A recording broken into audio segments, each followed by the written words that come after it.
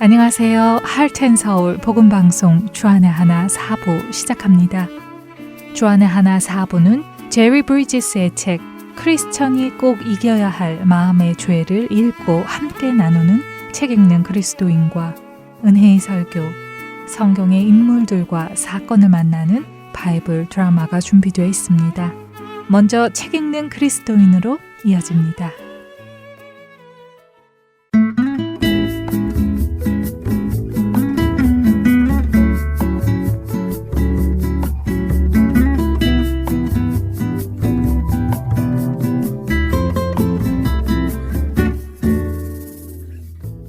애청자 여러분 안녕하세요. 책 읽는 그리스도인 진행의 최강덕입니다. 제리 브리지스 작가의 크리스천이 꼭 이겨야 할 마음의 죄라는 책을 나누고 있습니다. 우리 삶 속에 여러 가지 크고 작은 교묘한 죄들을 나누며 이런 죄들을 어떻게 다룰 수 있는지 그 방법을 알아보는 시간입니다. 요즘은 자가진단 테스트들이 많이 있습니다. 예를 들어 잠을 자도 피곤함이 없어지지 않는다. 피곤해도 잠이 잘 오지 않는다. 건방증이 심해졌다. 어떤 일을 해도 집중이 잘 안 된다 등 이런 질문들에 답을 하도록 하고 그 질문의 답 중 몇 개가 예스이면 어떤 증상이 있는 것이다 하는 그런 자가진단 테스트 말입니다. 여러분도 해보신 적 있으신지요?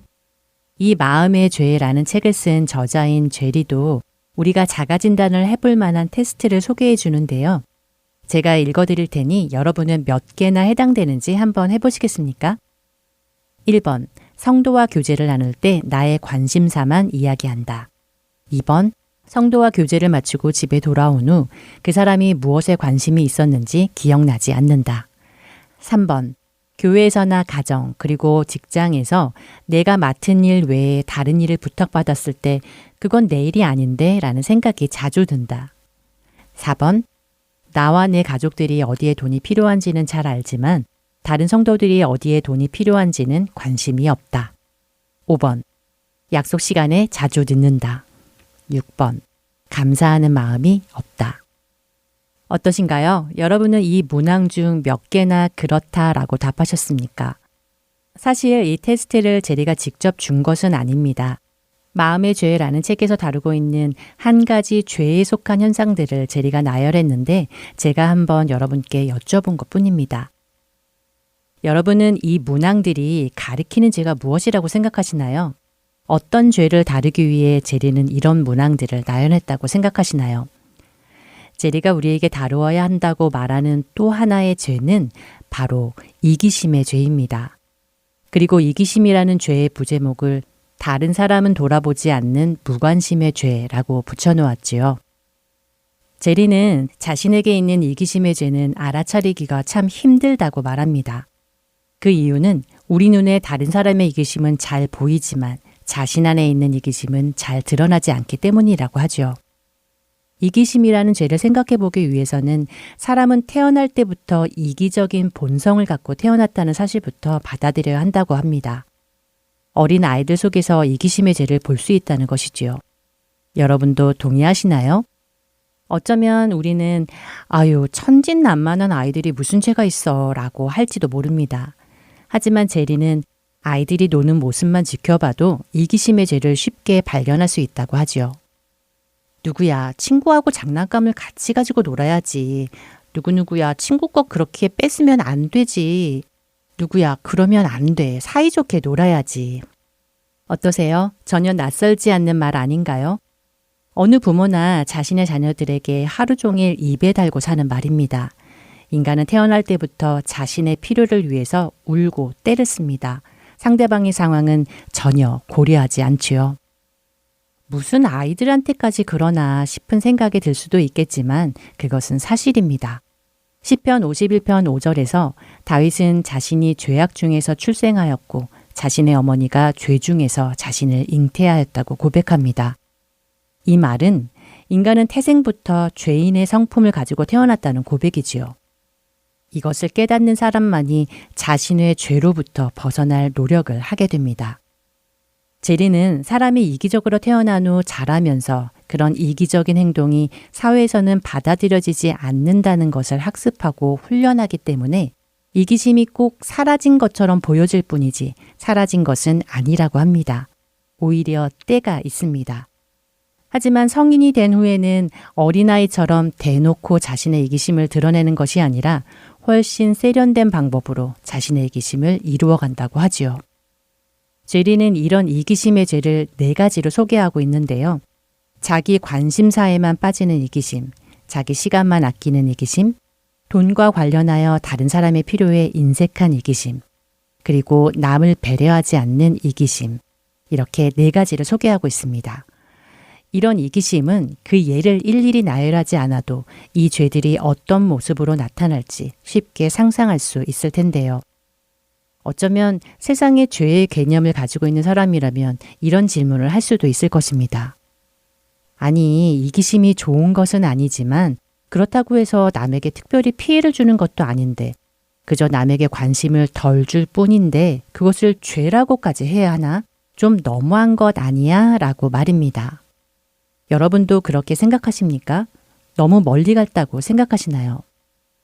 하지만 우리가 이기심을 죄다 아니다 라고 정하기보다 성경의 말씀을 토대로 보았으면 합니다. 제리 역시 이 부분을 이야기하는데요. 디모데후서 3장 1절에서 5절에는 말세, 곧 하나님께서 세상을 심판하셔야만 하는 시대의 사람들의 특징을 설명하고 있습니다. 그런데 그 사람들의 특징의 첫 번째로 등장하는 것이 바로 자기를 사랑하는 것이지요. 디모데후서 3장 1절과 2절만 읽어드리겠습니다. 너는 이것을 말라. 세상에 고통하는 때가 이르러 사람들이 자기를 사랑하며 돈을 사랑하며 자랑하며 교만하며 비방하며 부모를 거역하며 감사하지 아니하며 거룩하지 아니하며. 사실 이어지는 모든 죄들의 문제는 이기심, 자기만을 사랑하는 이기심에서 시작되는 것입니다. 예수님은 하나님의 613개의 율법을 단 2개로 정리해 주셨습니다. 그것은 하나님을 사랑하고 이웃을 사랑하는 것이지요. 그리고 그 2가지도 다시 하나로 줄여 주셨습니다.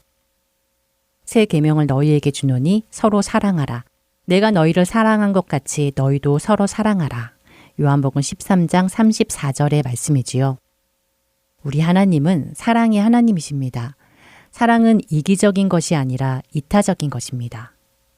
나를 사랑하는 것이 아니라 하나님을 사랑하고 형제를 사랑하는 것입니다. 우리가 나눈 이기심의 모양은 결국 자기를 사랑하며 라는 뿌리에서 나온 것들입니다. 남들보다 나에게 더 관심 있고 남보다 나의 필요가 더 중요하고 나의 시간은 금 같고 남이 상처를 받는 것보다 내 할 말을 해야 속이 시원한 이런 모든 것들이 자기 사랑함에서 나오는 것입니다. 이기심은 하나님의 뜻을 거스리는 악한 죄입니다. 그러나 이 죄는 겉으로 드러나기보다 우리 내면 속 깊은 곳에서 우리를 움직입니다. 그 깊음 속에 숨어 있는 이기심의 죄를 볼 수 있는 은혜가 우리에게 있기를 바랍니다. 누구든지 하나님을 사랑하노라 하고 그 형제를 미워하면 이는 거짓말하는 자니 보는 바 그 형제를 사랑하지 아니하는 자는 보지 못하는 바 하나님을 사랑할 수 없느니라. 우리가 이 계명을 주께 받았나니 하나님을 사랑하는 자는 또한 그 형제를 사랑할지니라. 요한일서 4장 20절과 21절의 말씀입니다. 예수님께서는 주 하나님을 사랑하고 이웃을 사랑하라고 하신 말씀을 기억하며 자기를 사랑하는 죄에서 벗어나기를 원하십니다.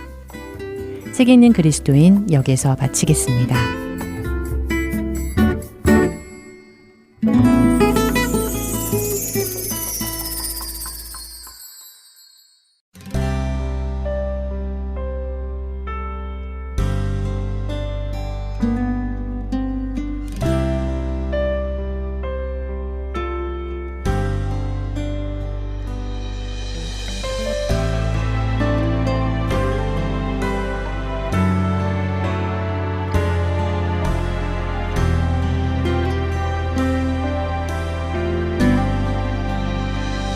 아버지 당신의 마음이 있는 곳에 나의 마음이 있기를 원해요. 아버지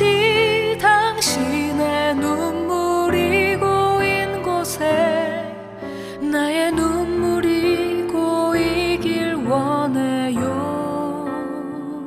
아버지 당신이 바라보는 영혼에게 나의 두 눈이 향하길 원해요. 아버지 당신이 울고 있는 어두운 땅에 나의 두 발이 향하길 원해요.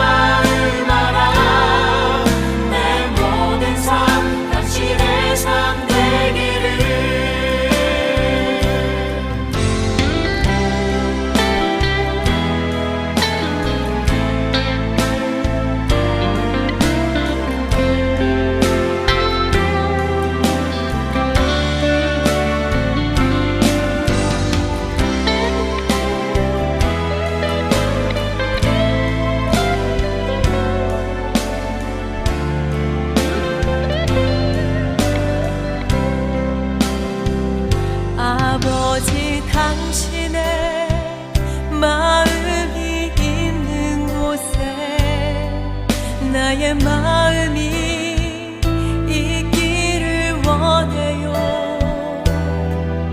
아버지 당신의 눈물이 고인 곳에 나의 눈물이 고이길 원해요.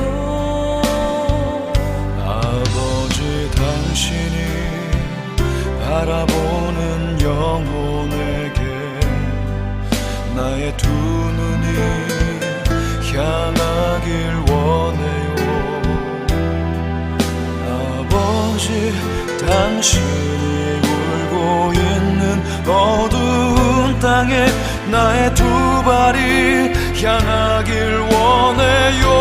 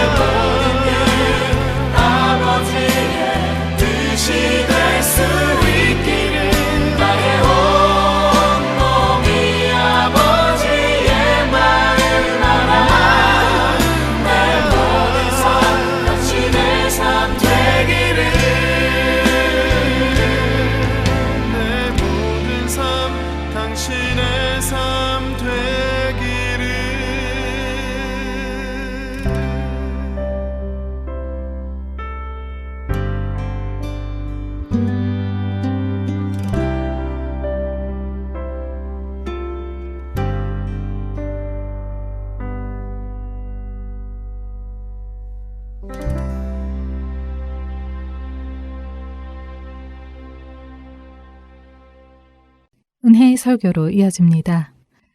오늘은 서울 남포교회 박영선 원로 목사님께서 신약성경 다시 보기 3편이라는 제목의 말씀 전해 주십니다. 은혜의 시간 되시길 바랍니다.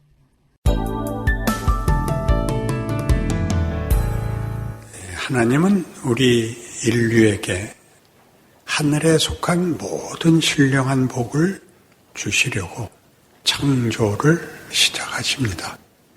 우리 창세 전에라고 한 것은 만들어 보고 그때 상황과 결과에 따라서가 아니라 애초에 처음 설계가, 계획이 우리 인류를 하나님의 형상대로 지을 때 하늘에 속한 모든 신령한 복을 주려는 목적을 가지고 그리스도 안에서 그렇게 합니다. 이때 그리스도 안에서란 신성에 속한 신적 내용 속에서라는 뜻입니다. 왜 이걸 강조해야 되느냐 하면 우리는 그리스도, 예수 그리스도가 등장을 하면 십자가에서 출발하기 때문입니다. 우리는 예수가 오셔서 타락한 우리를 죄에서 구원하여 지옥 가지 않고 천국 가게 했다라는 실존적 신앙관으로 성경의 약속들을 해석하기 때문에 우리의 신앙 행위는 보통 복음주의적이라고 얘기하는 구원 일변도로 사실은 축소됩니다. 그것은 기독교 신앙의 가장 핵심이 되고 중요한 사건이며 내용이지만 하나님이 우리를 만들어 놓고 어떡하나 보자 해서 우리가 실패를 하자 그걸 만회하기 위해서 그 아들을 보내셨고 그래서 그분이 오셔서 그분이 감당하실 필요가 없는 수모와 죽음을 감당하셨다가 되는 바람에 예수가 등장하면 십자가가 등장하면 예수님 흙이 돼버리고 말았습니다. 그러니까 우리의 신앙생활의 대표적인 어떤 실천은 전도가 됐고 당신은 예수 믿어야 천국 가지 예수를 안 믿으면 지옥 갑니다. 라는 공갈 협박만이 신앙의 표현이 됐습니다. 여기 과격한 표현이 있다고 생각하지 마시고 이게 성경이 하고 싶은 얘기라는 것을 오늘 본문에서 확인을 하고 싶습니다. 창세전에 그리스도 예수 안에서 사랑 안에서 하늘에 속한 모든 복을 얻게 하기 위하여 하나님의 기쁘신 뜻으로 이렇게 모든 것이 시작해서 웅장하고 장엄하며 하나님의 모든 성의를 다하여 목적을 그 목표를 선언하고 있습니다. 예수 안에서 우리는 예수로 말미암아 구원을 받는다는 표현이 우리의 현실적 이해지만 좀 더 크게 하나님의 자녀가 되게 하십니다. 이런 것들은 다 창세 전에 하나님의 기쁘신 계획이었던 것입니다. 기쁘신 뜻이었고 그런데 이 약속은 하나님이 예수 안에서 십자가와 부활에서 보여준 것 같이 그런 성의와 권능 모든 정성을 기울인 것이기 때문에 그 결과와 목적이 실패될 수 없다. 이것이 우리가 알고 있는 신앙에 대한 자신감이죠. 우리 잘 아시는 대로 로마서 8장에 나오는 것과 같이 만일 하나님이 우리를 위하시면 누가 우리를 대적하리요가 등장합니다. 그때 우리의 생각은 내가 혹 실패를 한다 할지라도 혹 핍박을 받는다 할지라도 하나님이 우리 편인데 그게 누가 나를 흔들 수 있느냐 정도로 나오는데 거기에는 이런 조건이 하나 감춰져 있습니다. 우리가 예수를 진실로 믿고 그의 약속을 지켜낼 자라면 무슨 일이 와도 목숨을 위협해도 어떤 오해와 수고가 있을지라도 나는 자신 있다가 되어버렸습니다. 그러나 우리가 지난 시간에도 설명을 드린 바와 같이 역사적 신앙을 가지고 보면 하나님이 창조 전부터 창세 전에 가졌던 그 뜻과 하나님의 신실하심과 하나님의 권능을 가지고 보자면 그 결국을 만들어내는 사이에 일어나는 어떤 일에 대해서도 하나님은 그 의지를 포기하지 않으신다. 그런 여러 난관들에 대해서 하나님은 하나님의 원래 의도를 관철하신다. 라는 차원에서 보게 됩니다. 말하자면 이 창조와 종말이라는 결과 사이에 우리가 겪는 현실은 세상이 우리를 위협하고 시험하는 것만 있는 것이 아니라 더 현실적으로 우리가 구원을 얻은 자답지 않은 일이 더 많다라는 사실입니다.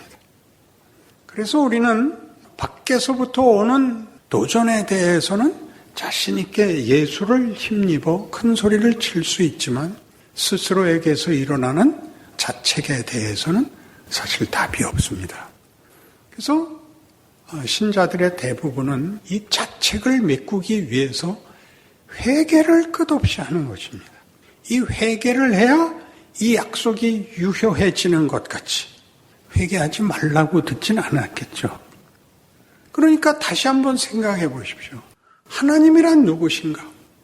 이렇게 다 타락해서 다 지옥 가게 생겼는데 하나님이 누구는 골라서 구원을 했다. 이런 차원이 아니고 훨씬 크게 하나님은 창조주로서 영원 전부터 영원 후까지 그의 영광과 권능과 신실하심으로 인류에 대하여 그 창조와 그 존재와 운명에 대하여 이런 약속, 이런 계획, 이런 뜻을 가지고 계셨다.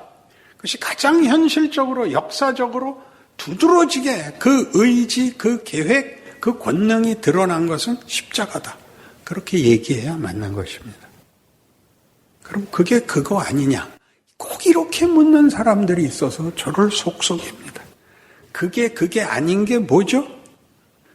구원을 받은 데부터가 시작이 아니고 하나님이 작정하신 데서부터가 시작이고 그 결과가 우리의 반응이 아니고 하나님의 의지가 결과입니다. 그럼 그 사이에 일어나는 밖에서부터의 도전이 아니라 스스로에게서 보는 실패와 좌절은 뭐냐? 그러니까 하나님이 그걸로 우리와 씨름을 하고 이 목적에 가기 위해서 그것들에 대하여 하나님의 일하심이 있다. 이게 과정입니다.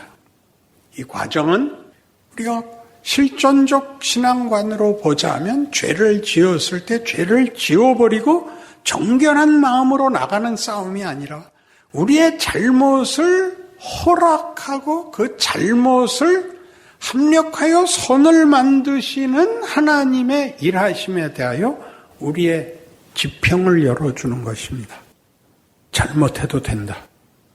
그런 말은 매우 무엄하게 들리겠지만 여러분 자녀에게 뭘 가르칠 때는 네가 해봐 그러는 겁니다.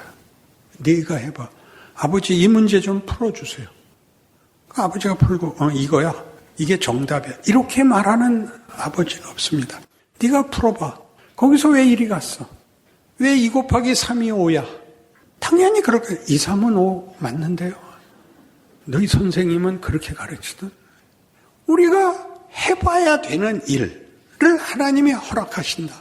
그걸 왜 허락하냐? 우리가 반문해야 됩니다. 우리는 이 자책이 싫습니다. 우리의 신앙상의 최고의 형편은 자책할 것이 없는 것이 최고의 평안이고 안심입니다. 그때는 하나님이 내 말을 들어줄 것 같은 겁니다. 그러나 여러분 신앙생활을 해서 경험했듯이 가장 큰 감동 후에도 하나님은 모르는 척 하십니다. 여러분이 가장 크게 잘못했을 때도 하나님은 모르는 척 하십니다. 여러분, 이 모르는 척 한다는 게 무슨 뜻이죠? 부모는 자식을 기를 때 기다려야 한다는 걸 누구나 압니다. 초등학교 때 다루는 기준과 중학교, 고등학교, 대학 때 다루는 기준은 다 다릅니다. 그것은 별개의 것이 아니고 한 존재가 크는 과정인 것입니다. 하나님은 우리를 그리스도 예수 안에서 그의 자녀들이 되게 하기를 원합니다. 이것은 앞으로 더 살펴볼 문제인데 예수는 우리의 구세주일 뿐만 아니라 예수가 우리를 아버지와 아들의 연합, 관계, 그 기쁨 속에 우리를 초대하는 것입니다. 우리는 다만 죄사함을 받고 우리가 열심히 산 것을 보상받는 것으로 천국을 가는 것이 아니라 하나님의 자녀로 천국에 들어갑니다. 하나님을 아버지라 부르며 하나님의 아버지가 자녀에게 하듯 하는 보상이란 말 자체가 너무나 모자라는 그런 지위로 우리는 우리 존재와 인생의 결국을 보게 될 것입니다. 그렇다면 이제 문제는 그 과정을 왜 내가 가장 잘하고 있을 때, 내가 감동에 찼을 때, 내가 헌신과 각오에 찼을 때를 연장하지 않는가 하는 문제만 남죠. 왜 우리의 실패를 하나님은 허락하시는가입니다. 조금 전에 얘기한 것 같이 하나님이 우리를 기르시기 때문입니다. 우리를 만들어 가시기 때문입니다. 우리를 만들어 간다는 건 뭘 만드는 거죠? 그리스도 예수 안에 있는 입니다. 그리스도 예수는 뭐죠? 하나님이 자기의 자녀들에 대하여 어디까지 함께 하실 수 있는가를 드러내는 것입니다. 우리의 죽음에까지, 부모는 자식의 죽음에까지 따라 들어올 수 있습니다. 할 수만 있다면 자식을 살리고 자기가 죽을 수 있습니다. 우리 하나님은 그런 하나님입니다. 그리고 그런 마음을 우리가 가지며 그런 경지의 존재가 되기를 원하십니다. 우리에게 사랑해라, 용서해라 하는 것들은 윤리가 아니고 존재의 차원에 있어서 그러는 겁니다. 이 차원이 없으니까 우리는 우리가 크면서 겪는 모든 어떤 부족함에 대해서, 말하자면 여러분이 제일 우리나라의 의무 교육의 혜택을 받으면서 경험했듯이 모든 학년에서 만점을 받아야 다음 학년으로 넘어가는 것이 아니라 낙제만 안 하면 됐었습니다. 그리고 어지간해서는 낙제를 시키지도 않습니다. 그 학년이 끝나면 다음 학년으로 보냅니다. 우리는 스스로 완벽하지 않은 채로 다음 학년으로 가고 다음 학년으로 가고 다음에 나이를 먹고 커갑니다. 그러면서 잘잘못으로 구별되던 과거가 내 성숙과 깊이와 실력으로 존재의 정체와 그 정체의 수준으로 평가되는 것입니다. 요구되는 것입니다. 성경은 끊임없이 뭘 하라 그러나요? 용서해라죠.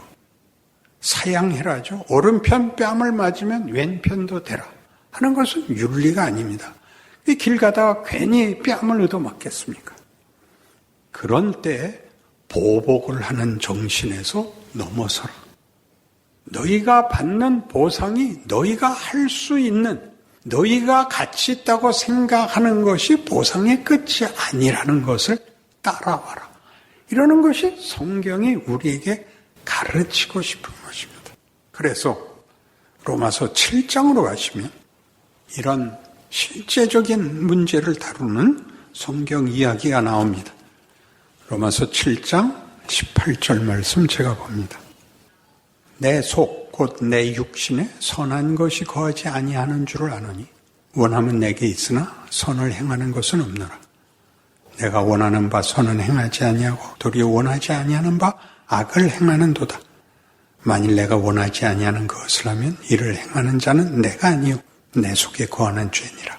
그러므로 내가 한 법을 깨달았노니 곧 선을 행하기 원하는 나에게 악이 함께 있는 것이로다. 내 속사람으로는 하나님의 법을 즐거워하되 내 지체 속에서 한 다른 법이 내 마음의 법과 싸워 내 지체 속에 있는 죄의 법으로 나를 사로잡는 것을 보는도다. 오호라 나는 곤고한 사람이로다. 이 사망의 몸에서 누가 나를 건져내랴.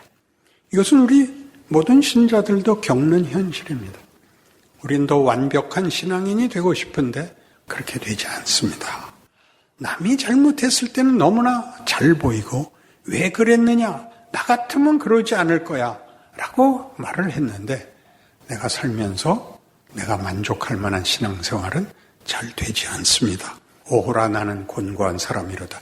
이게 모든 신자들이 신기하게도 예수 그리스도의 죽으심과 십자가와 부활로 구원을 얻었음에도 아직도 남아있는 진리입니다.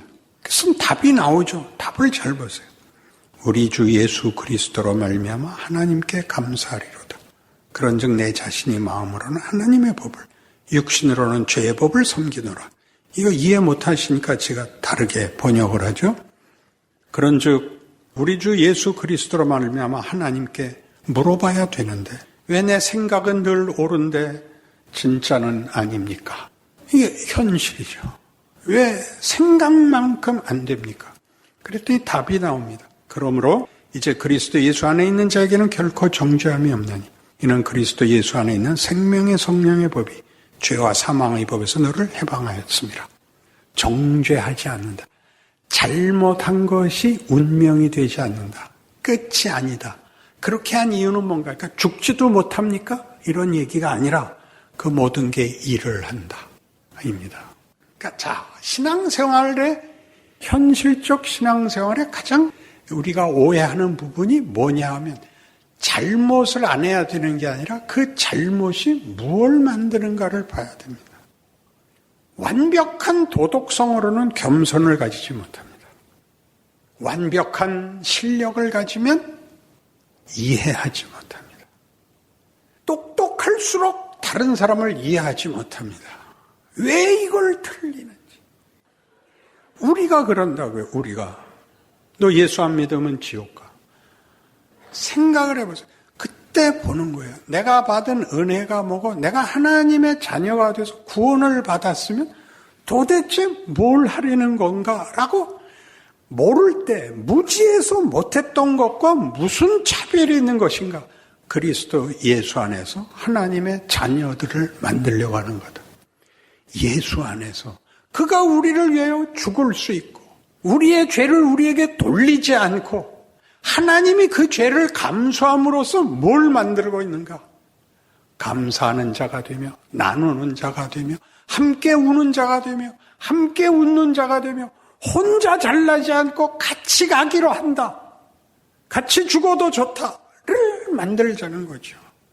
이런 은혜로운 말씀을 성질을 부리고 해야 되는 이유가 뭡니까? 우리가 예수를 그렇게 믿기 때문입니다. 이건 굉장한 차이죠, 여러분. 여러분이 다른 사람의 못난 것을 지적함으로써 여러분이 잘나지지 않습니다. 잘난 것은 인간이 인간다운 것은 인간의 한계에 대한 이해를 가지는 것입니다. 그건 용서해야 되고 편히 되어주어야 합니다. 하나님이 그걸 하셨습니다. 우리가 범죄한 자리에 찾아오며 우리의 못난 저항을 받으십니다.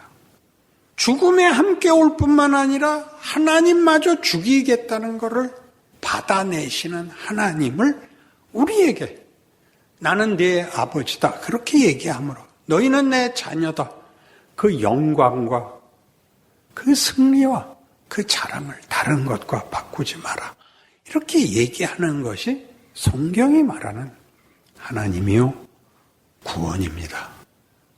기독교는 창조 세계를 다 끌어안을 만 해야 되는 거 아닙니까? 신이 있다면 어느 법칙, 어느 조건 하에서만 법칙이 적용이 되고 그 반대편, 그것과 다른 데에서는 쪽도 못 쓴다면 신이라고 얘기할 수도 없고 종교라고 얘기할 수도 없습니다.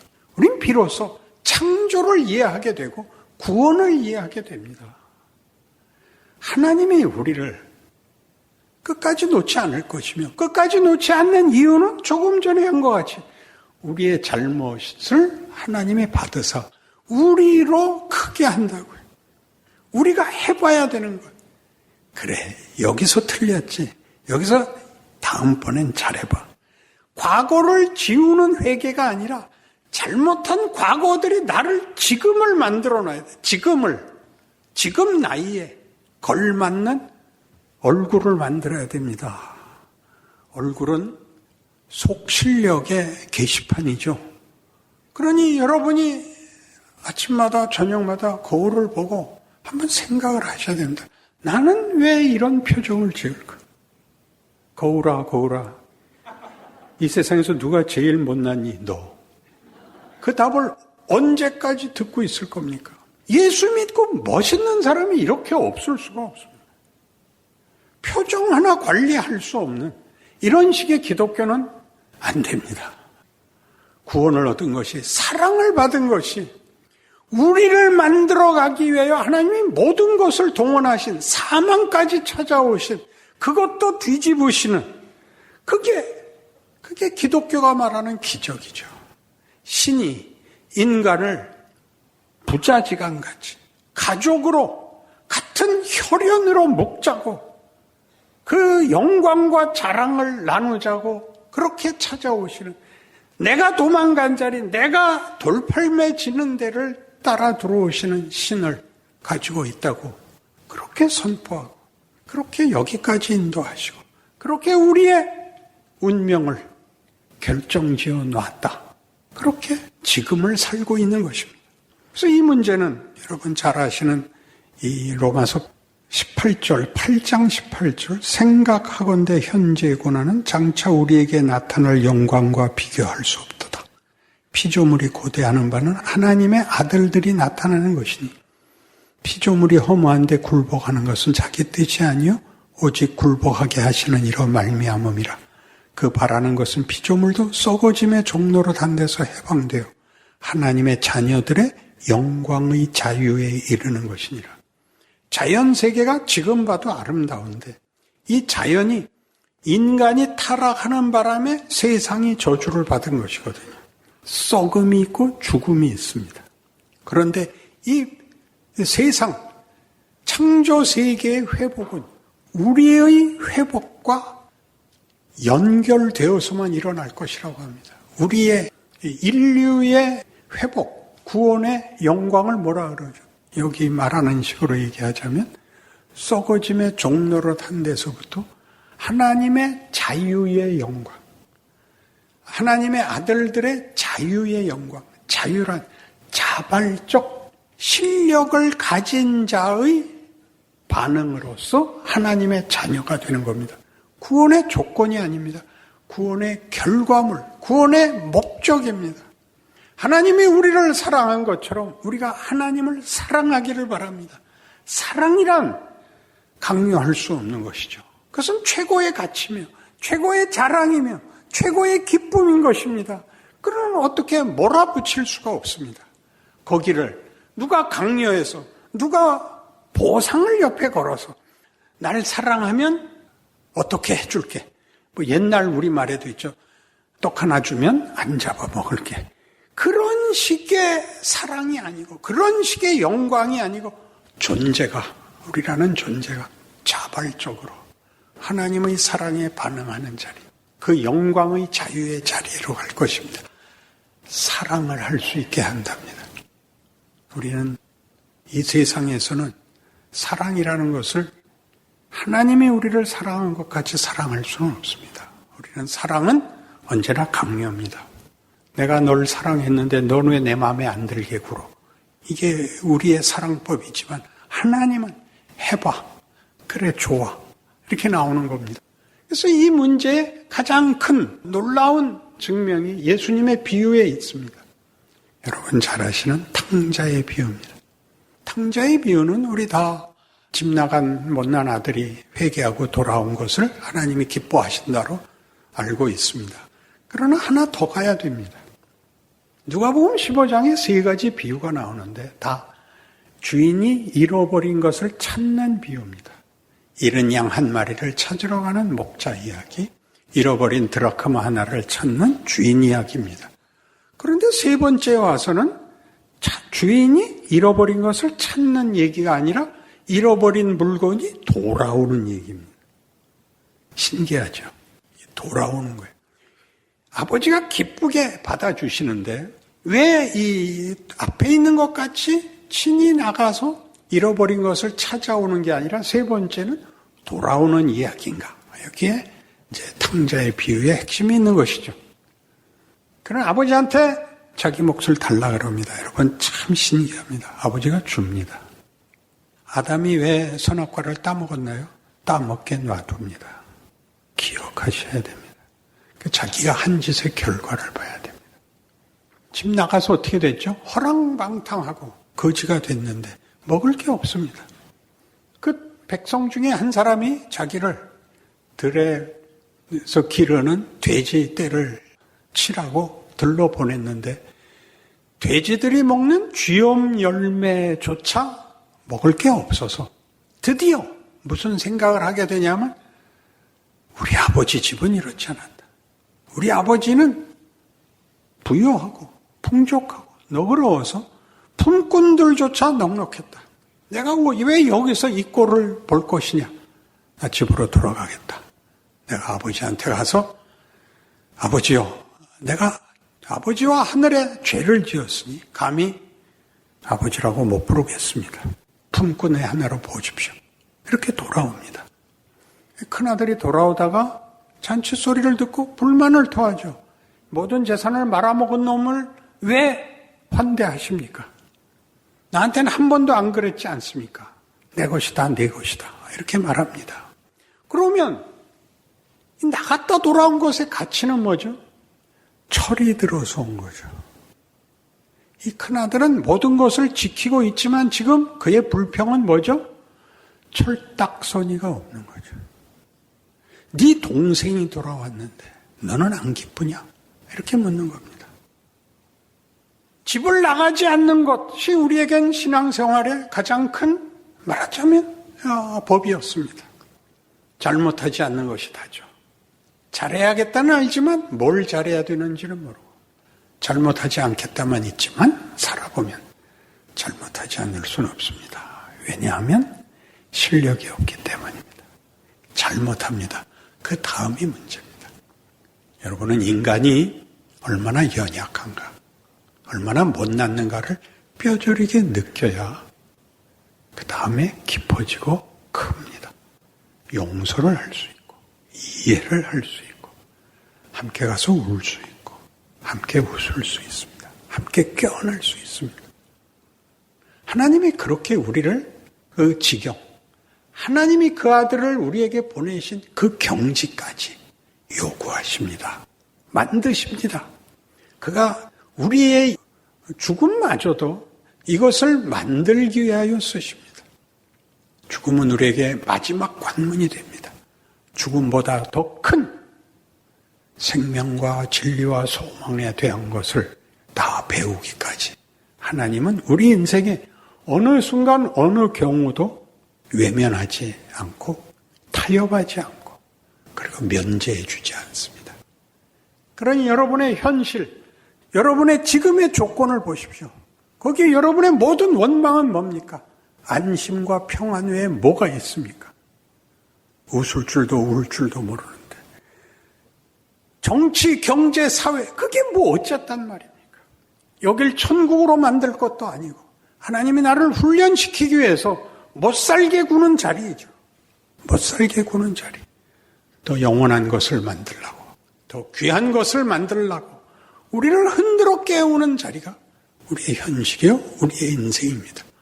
우리는 우리가 크며 동시에 하나님이 우리로 하여금 살게 한 시대에 하나님의 사랑과 구원과 은혜를 증거케 하기 위하여 하나님의 동역자로 부른 이중적 직분을 가지게 됩니다.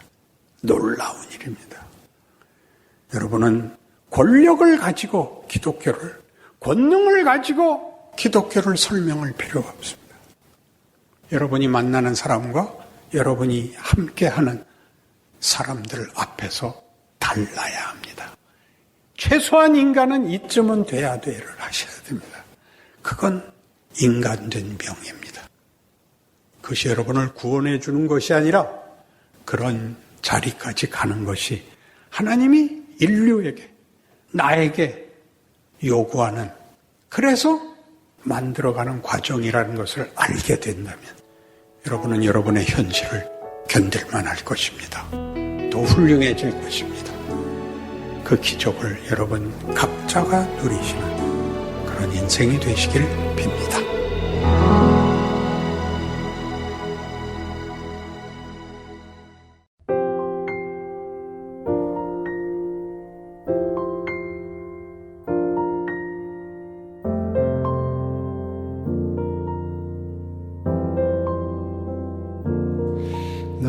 넓은 들에 황금가루 날리고 나무마다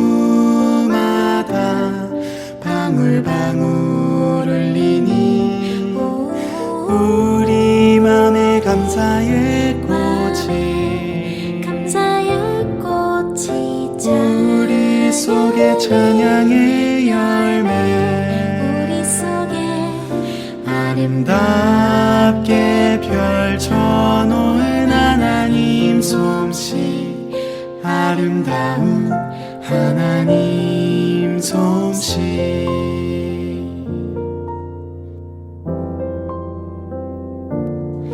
넓은 들에 황금가루 날리고 나무마다 방울방울 흘리니 우리 맘에 감사의 꽃이 우리 속에 찬양의 열매 우리 속에 아름답게 펼쳐놓은 하나님 솜씨 아름다운 하나님 솜씨 아름다운 하나님 솜씨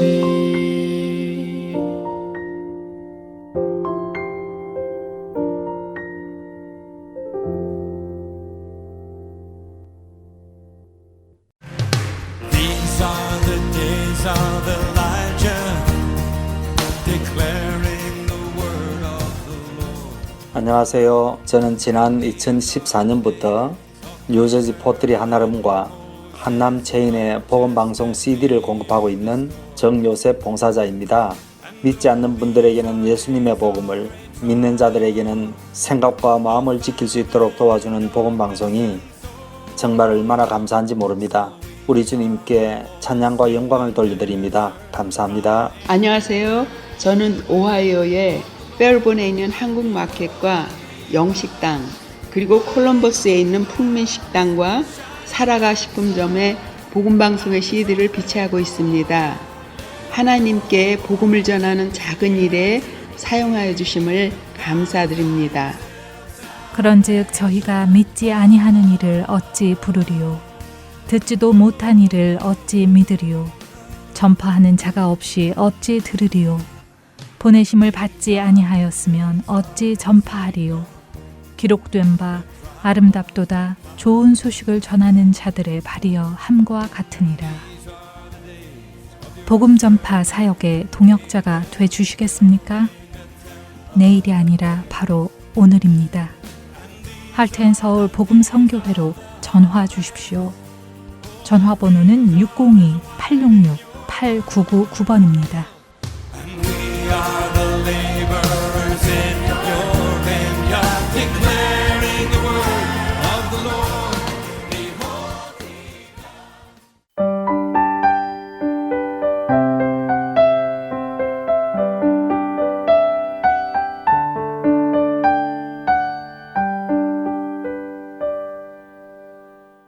성경 속의 인물들과 사건을 만나는 바이블 드라마로 이어집니다.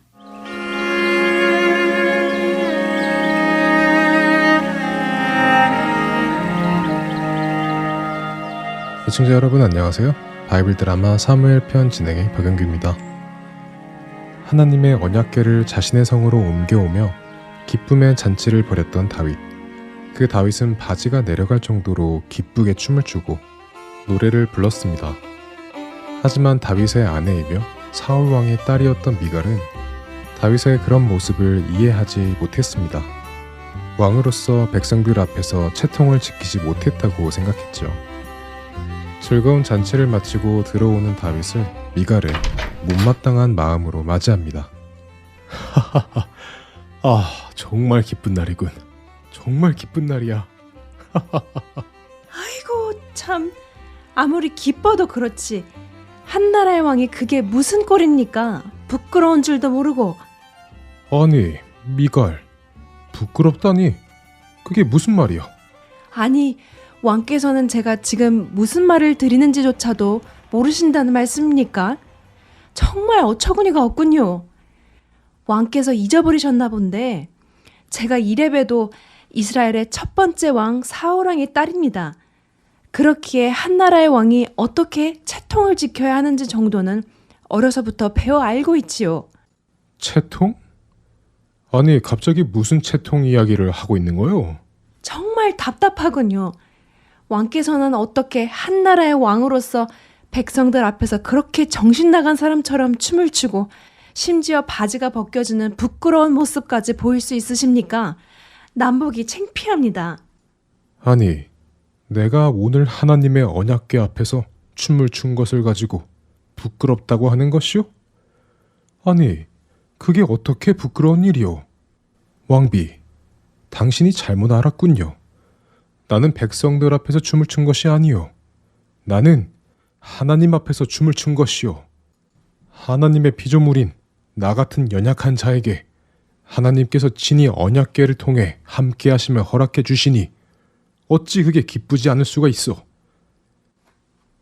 바지 벗겨지는 정도는 부끄러운 것도 아니요. 나는 하나님 앞이라면 그것보다 더 부끄러운 일도 기쁘게 할 수 있어. 아, 정말 말이 안 통하는군요. 당신이 그렇게 하면 백성들 앞에서 채통이 서지 않는다는 말씀을 드리는 것입니다. 당신의 그런 부끄러운 모습을 본 백성들이 어떻게 당신의 권위를 인정하고 그 밑에 순종하겠습니까? 자고로 왕이란 우리 아버지처럼 권세를 가지고 백성들 위에 서야 하는 것입니다. 이것 보시오, 미갈. 내가 당신 아버지 사울 왕을 존경하고 당신의 오라비 요나단 왕자를 친형처럼 따랐던 것을 아실 것이오. 그렇지만 이것은 분명히 아시기 바라오. 하나님께서는 당신의 아버지와 그 가족을 버리셨다는 것을 말이오. 그리고 하나님은 이 부끄러운 작은 자, 나를 하나님의 백성, 이스라엘의 주권자로 삼으셨소. 권력은 내가 가지는 것이 아니라 하나님께서 주시는 것이요. 다윗의 말에 미갈은 아무 말도 할 수 없었습니다. 다윗의 말이 사실이었기 때문이죠. 사울 왕은 하나님의 시선이 아니라 사람들의 시선을 신경 썼습니다. 그는 백성들이 자신을 따르지 않을까봐 백성들이 원하는 일들을 해주었고 심지어는 해서는 안 되는 일도 했습니다. 하나님의 명령에 불순종했고 제사장이 드려야 하는 제사를 직접 드리기도 했죠. 그렇게 자신의 왕권을 자기 힘으로 지키려 했던 사울 왕은 자신의 자리에 위협이 된다고 판단한 다윗을 죽이기 위해 오랜 세월을 허비했고 이스라엘 백성들을 제대로 다스리지 못했습니다. 그런 사울 왕을 내리고 하나님은 하나님의 마음에 합한 자 다윗을 이스라엘 왕으로 세우셨죠. 미갈은 자신의 아버지 사울 왕의 생각을 그대로 가지고 있었습니다. 이로 인해 미갈은 죽는 날까지 자식을 얻지 못했습니다. 사울의 집안에는 더 이상 자녀가 없이 그렇게 끊어진 것이었습니다. 언약궤를 자신의 성 안으로 모시고 온 다윗. 이제 그의 삶은 하나씩 안정되기 시작했습니다. 그동안 이스라엘을 공격하며 괴롭혔던 주변의 나라들도 잠잠했습니다. 모든 것이 하나님의 은혜였지요. 그러자 다윗의 마음에 한 가지 생각이 들었습니다. 그래서 다윗은 그 일을 상의하고자 나단 선지자를 불렀죠. 네, 다윗 왕이시여, 어떤 일로 저를 부르셨습니까?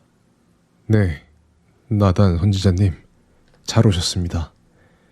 다름이 아니라 저는 이렇게 좋은 백향명 나무로 성도 짓고 아주 편안하게 살고 있는데 하나님의 임재가 계시는 언약궤는 저렇게 천으로 만든 장막 안에 있으니 내 마음이 많이 불편합니다. 잠을 편히 잘 수가 없습니다. 그러니 내가 하나님을 위해 집을 지어드리고 싶습니다만 어떻게 생각하십니까? 아, 그러시군요. 역시 다윗 왕은 하나님을 사랑하시는 성군이십니다.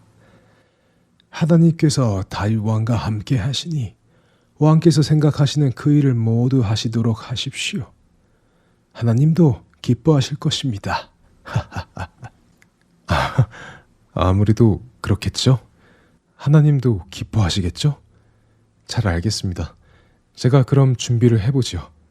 감사합니다. 조심히 돌아가십시오. 하나님을 위해 집을 지어드리고 싶은 다윗의 마음을 안 나단 선지자는 기쁘게 다윗의 생각에 동의하며 그에게 용기를 주었습니다. 그리고 집으로 돌아와 자려고 누웠지요. 그런데 하나님께서 나단 선지자에게 그 밤에 임하셨습니다. 나단, 네 하나님, 주의 종이 여기 있사옵나이다. 말씀하소서. 하나님께서는 나단 선지자에게 무슨 말씀을 하실까요? 바이블 드라마 사무엘 편 다음 시간에 뵙겠습니다. 안녕히 계세요.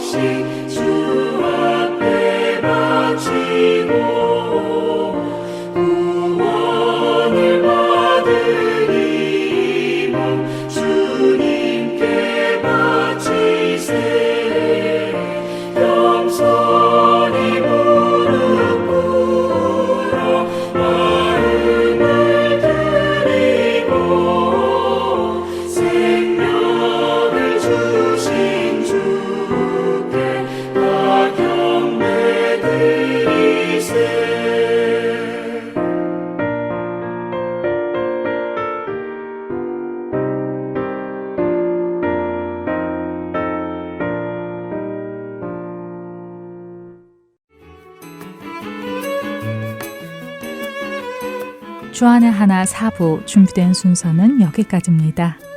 언제나 주 안에서 충만한 은혜와 평강을 누리시길 소망하며 오늘은 여기서 마치겠습니다. 다음 시간까지 안녕히 계세요. 고맙습니다.